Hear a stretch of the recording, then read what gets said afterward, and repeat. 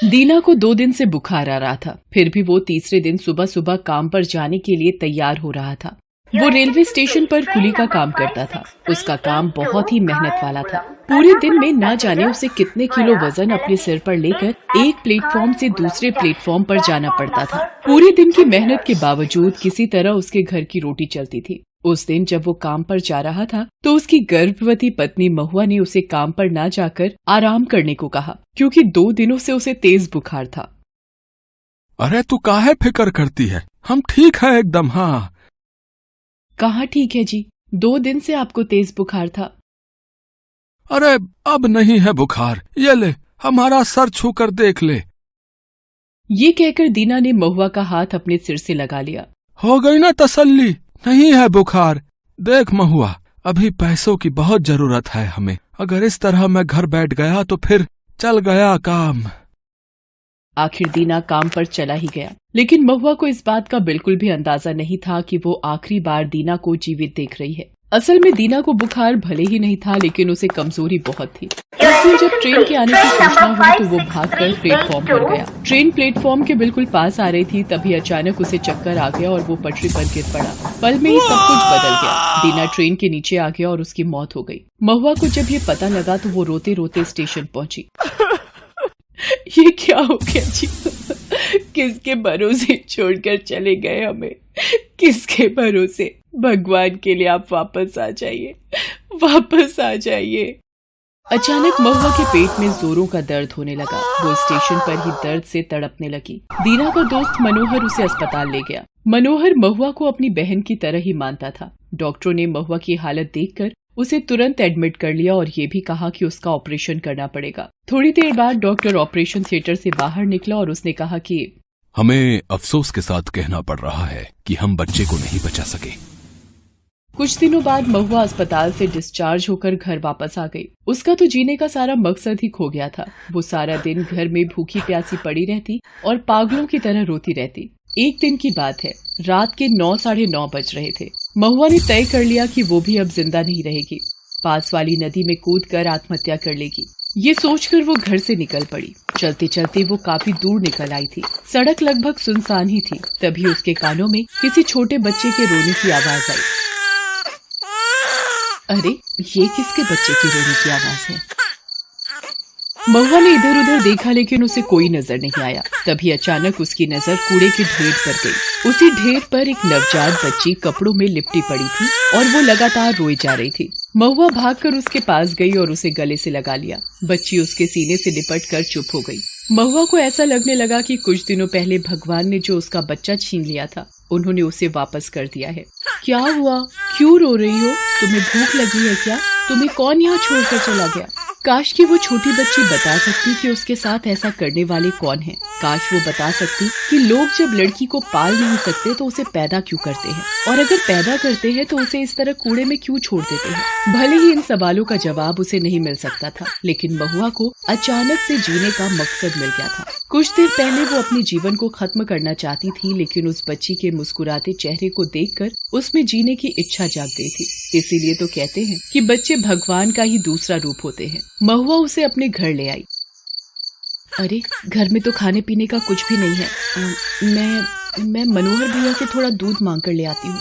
महुआ मनोहर भैया के यहाँ से दूध मांग कर ले आई। उसने ये भी तय कर लिया कि वो अब काम करेगी, क्योंकि काम करेगी तभी तो वो अपना और अपनी नन्ही बच्ची, जिसका नाम उसने लक्ष्मी रखा था, उसका ध्यान रख पाएगी। कुछ दिनों बाद दीना जिस स्टेशन पर कुली का काम करता था, उसी स्टेशन पर एक कुली औरत को देखकर सभी आश्चर्य में थे, जिसने एक नवजात को अपनी पीठ पर बांध रखा था। वो औरत और कोई नहीं, महुआ थी। ट्रेन के प्लेटफॉर्म पर आने की घोषणा हुई। महुआ भागी भागी ट्रेन के पास पहुंची। एक लेडी पैसेंजर जिसके पास काफी सामान था, महुआ उसके पास जाकर बोली, कुली कुली कुली चाहिए मेम साहब। अरे तुम उठा पाओगी ये सारा बोझ? मैंने अपने जीवन में ऐसे ऐसे बोझ उठा लिए हैं कि ये बोझ तो कुछ भी नहीं। ये कहकर महुआ ने उसका सामान अपने सिर पर रखा और चल पड़ी। उस दिन उसके जीवन का ये एक नया अनुभव भी था और एक नया सफर भी। महुआ खूब मन लगाकर काम करती, हालांकि कभी कभी वो थक भी जाती, लेकिन लक्ष्मी के लिए वो फिर से खड़ी होती और काम पर लग जाती। धीरे धीरे लक्ष्मी भी अब बड़ी हो रही थी। महुआ ने उसका दाखिला अच्छे स्कूल में करवा दिया। एक दिन जब महुआ अपने घर पहुंची तो लक्ष्मी उससे जाकर लिपट गई और उससे कहा, मामा, मुझे आपको एक चीज दिखानी है। क्या चीज है बेटा? तब लक्ष्मी ने एक बहुत बड़ा सा अवार्ड अपनी माँ को दिखाया जो उसे स्कूल से मिला था। अरे वाह वाह वाह मेरी बेटी, स्कूल से मिला तुम्हें? हाँ माँ, मैं पूरे स्कूल में फर्स्ट आई हूँ। ये तो बस लक्ष्मी की शुरुआत भर थी। एक बार इनाम मिलने का सिलसिला जो शुरू हुआ वो रुका नहीं। मिडिल स्कूल से हाई स्कूल और फिर कॉलेज, हर जगह लक्ष्मी ने महुआ का नाम रोशन किया। लक्ष्मी को आगे की पढ़ाई के लिए शहर जाना था, लेकिन वो चिंता में थी कि वो कैसे शहर में आगे की पढ़ाई के लिए जाएगी, क्योंकि उतने पैसे जो नहीं थे। अरे तुझे फिक्र करने की क्या जरूरत है, तेरी माँ है ना, तू बस अपनी पढ़ाई पर ध्यान दे। पैसे कहाँ से आएंगे, कैसे आएंगे, वो सब तू अपनी माँ पर छोड़ दे। महुआ को कुछ पैसे ब्याज पर लेने पड़े। उसने उन पैसों से लक्ष्मी को आगे की पढ़ाई के लिए शहर भेज दिया। महुआ अब और भी ज्यादा मेहनत करती, क्योंकि वो चाहती थी कि लक्ष्मी को किसी बात की कोई कमी ना हो। लक्ष्मी ने भी अपनी माँ की मेहनत को बेकार नहीं होने दिया। वो पूरी यूनिवर्सिटी में टॉप आई। बाद में वो नौकरी की तैयारी करने लगी। उसकी मेहनत का फल भी उसे मिल गया। वो रेलवे की बहुत बड़ी अधिकारी बन गई और उसकी पोस्टिंग उसी के शहर में हो गई। लेकिन उसने ये बात अपनी माँ को नहीं बताई और सीधा ट्रेन से अपने घर की ओर चल पड़ी। उसकी ट्रेन ठीक समय पर प्लेटफॉर्म पर लगी। लक्ष्मी अपने लगेज सहित गेट पर आई। लक्ष्मी को रिसीव करने 4-5 असिस्टेंट भी प्लेटफॉर्म पर खड़े थे। महुआ हमेशा की तरह दौड़ती हुई ट्रेन के पास गई और अपने चिर परिचित अंदाज में बोलने लगी, कुली कुली कुली, मेम साहब कुली चाहिए क्या? अचानक महुआ की नजर गेट पर खड़ी लक्ष्मी पर गई। उसके असिस्टेंट मैडम मैडम कहते हुए उसके पास आकर खड़े हो गए। महुआ की समझ में कुछ नहीं आ रहा था। इधर लक्ष्मी का ध्यान तो अपनी माँ पर था। वो महुआ के पास गई और उनके पैर छू लिए। दोनों की आंखों में आंसू थे। लक्ष्मी के सारे असिस्टेंट महुआ को घूर कर देख रहे थे। उनके दिमाग में एक ही सवाल चल रहा था कि ये कुली कौन है जिसके पांव उनकी मैडम छू रही है। लेकिन थोड़ी देर में ही उन्हें पता चल गया कि वो कौन है, जब लक्ष्मी ने महुआ को माँ कहकर पुकारा। बेटी, ये लोग कौन है और ये तुम्हें मैडम मैडम कहकर क्यों बुला रहे हैं? माँ, मैं अफसर बन गई हूँ। अफसर? हे भगवान, आज मेरी सारी तपस्या का फल तुमने मुझे दे दिया।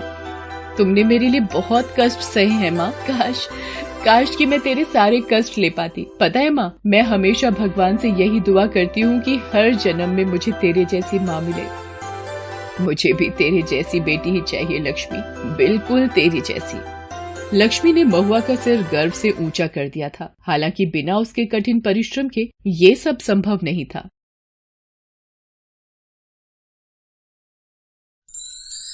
Thanks for watching.